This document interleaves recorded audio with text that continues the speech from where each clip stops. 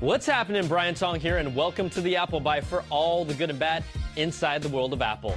Now, there's lots of news this week, so let's get to the show. The Taiwanese newspaper, The Economic Times, reports that Apple is lining up suppliers for the next-gen MacBook Air that will launch in the third quarter of this year. Now, that's been the typical pattern for new Apple laptop announcements.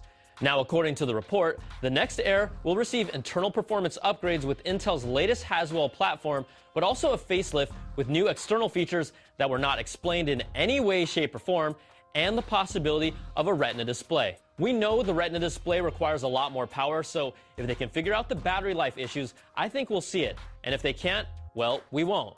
But you know what they say, once you go Retina, you can't go back in up.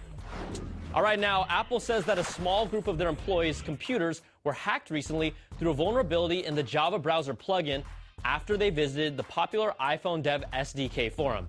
There were no reports of them visiting naughty sites.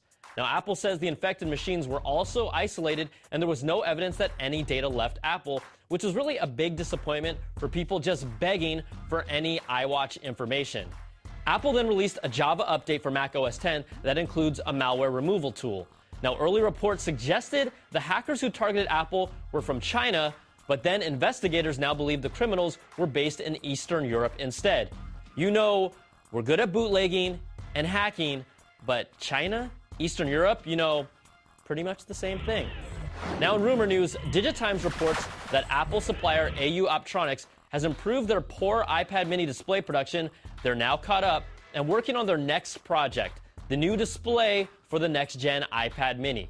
DigiTimes says they have already begun work on the new panel, which is believed to be, and really better be, a Retina display. And you guys know what they say about Retina. It's sharp.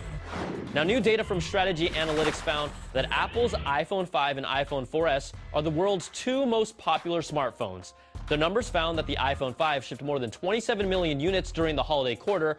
The 4S is believed to have shipped more than 17 million, and the Samsung Galaxy S3 shipped more than 15 million phones.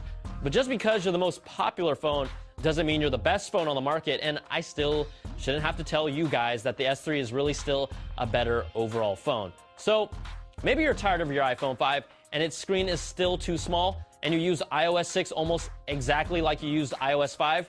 Well, you guys should give the iPhone 5-inch paper craft model a chance to see if you really want that bigger screen. Now, the good people at Mac Rumors worked with Chisery Design to create a really cool papercraft mockup you can download at the link on the screen, and just make sure you print it to actual size. But check this out. All Apple has to do is scale up the current 4-inch iPhone screen to 5 inches. The display would end up the same 1136 by 640 resolution, but its pixels per inch would drop down to 264, which is the same as the current full-size iPad. Now, you know, I enjoy arts and crafts, and I still want a larger screen and really enjoyed the size of the iPhone, but I just wasn't a fan of its durability. And there could be another threat to Apple. A recent rumor report says Google plans to open its own retail stores across the United States to show off their growing number of products. Now, Google has already set up Chrome mini stores inside of US Best Buys and retailers in the UK, and it's an interesting move to expand its brand even more. And you know, we can probably expect to see Chromebooks and Google's Nexus 10s, 7s, and 4s, and the rest of the space will sell advertising. Now, check this out. A really cool segment on the BBC's children's show, Blue Peter, featured Apple designer Johnny Ive, who was awarded their highest accolade, a gold badge, by the show. It's the longest-running children's show for over 50 years and encourages kids to make things from ordinary household objects. I've watched it as a child. Now, during the segment, I've talked about the thinking that goes into naming a product. If we're thinking of lunchbox, we'd be really careful about not having the word box already, you know, give you a bunch of ideas that could be quite narrow. Because you think of a box as being square and like a cube. And so we're quite careful with the words we use, because those can sort of determine the path that you go down. Well, that's kind of odd, because I just thought he put the letter I in front of everything. All right, guys, that's going to do it for this week's episode.